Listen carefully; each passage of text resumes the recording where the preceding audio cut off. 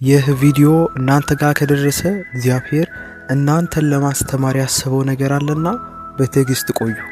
በአንድ የገጠር መንደር ይኖሩ የነበሩ አንድ ቄስ ነበሩ።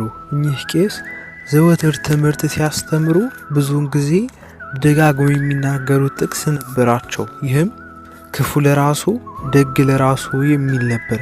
ይህንንም ጥቅስ አዘውትሮ ከመናገራቸው የተነሳ የመንደሩ ሰው አባ ክፉ ለራሱ በማለት ይጠሯቸው ነበር። በዛ መንደር ትኖር የነበረች አንዲት ሴት ነበረች። ይህችም ሴት በክፋት የተመላችና ቅንነት የጎደላት ሰው ነበረች። ብዙውን ጊዜ አባ ክፉ ለራሱ የሚያስተምሩት በደስታ አትቀበልም ነበር። እንደውም አልፎ ተርፎ ይህ አባ ክፉ ለራሱ የሚያስተምሩት ስለኔ ነው እያለች ታስብ ነበር። ከዕለታት አንድ ቀን ማህበር ደግሳ ቤቱ በደምተኛ በእንግዳ ተሞልቶ ሳለ አባ ክፉ ለራሱም በዛ ግብዣ ተካፋይ ነበሩ። እሳቸውም ከህዝቡ ጋር ሲበሉና ሲጠጡ ሲጫወቱም ነበር። በመሃል ተነስተው እንደ ልማዳቸው ትምህርት ማስተማር ጀመሩ። በትምህርቱም ውስጥ ብዙ ጊዜ ልጆቼ ሆይ ክፋትን በሰው ላይ አታድርጉ፣ ስራ ለሰሪው እሾህ ላጣሪ ነውና እያሉ በምሳሌ ህዝቡን ያስተምሩ ነበር።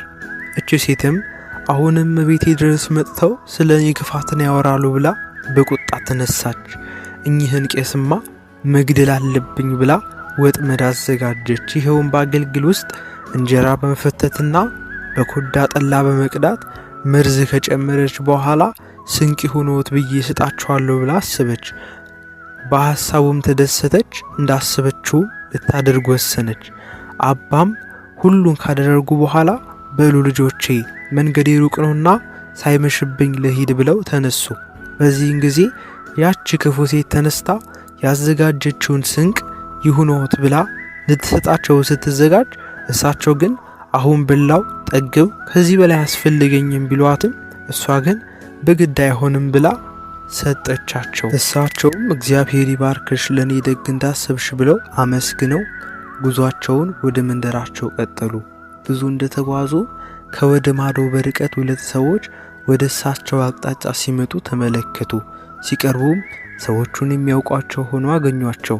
እነዚያ ሰዎች ከብዙ ዓመታት በፊት ዘምተው የነበሩ የዚያች የክፉዋ ሴት ልጆች ነበሩ።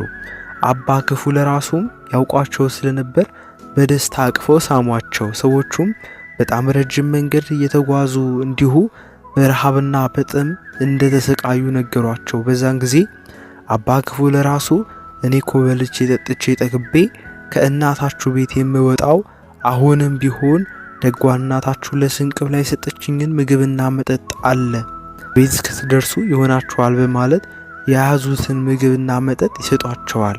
ልጆቹም ርቧቸው ስለነበር በደስታ ተቀብለው እየተሻሙ ይበላሉ፣ መጠጡንም ይጠጣሉ። ከበሉም ከጠጡም በኋላ ብዙ መንገድ ይጠብቀናል በማለት አባ ክፉ ለራሱን አመስግነው ወደ ቤታቸው ተጓዙ። ወደ ቤታቸው አካባቢ ሲደርሱ ያያቸው የአካባቢው ሰው በደስታ ልጆችሽ በሰላም መጡልሽ እንኳን ደስ አለሽ እያሉ ልጆቹን በማጀብ ይዟቸው ወደ እናታቸው ቤት ይገባሉ። ጥቂትም ከቆዩ በኋላ ተቃጠልን እያሉ በመዝለፍለፍ የነበረው ደስታ በቅጽበት ወደ ንጋጤ ለወጡት።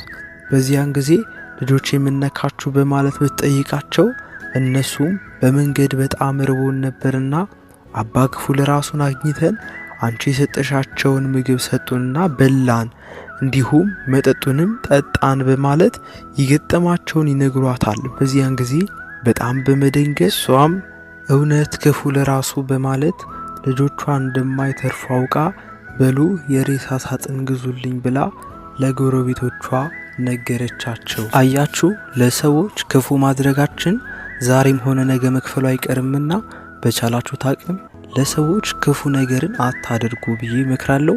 ኮፒ ሊንክና ፎሎ እያደረጋችሁ አበረታቱኝ። አመሰግናለሁ። እግዚአብሔር ይባርካችሁ።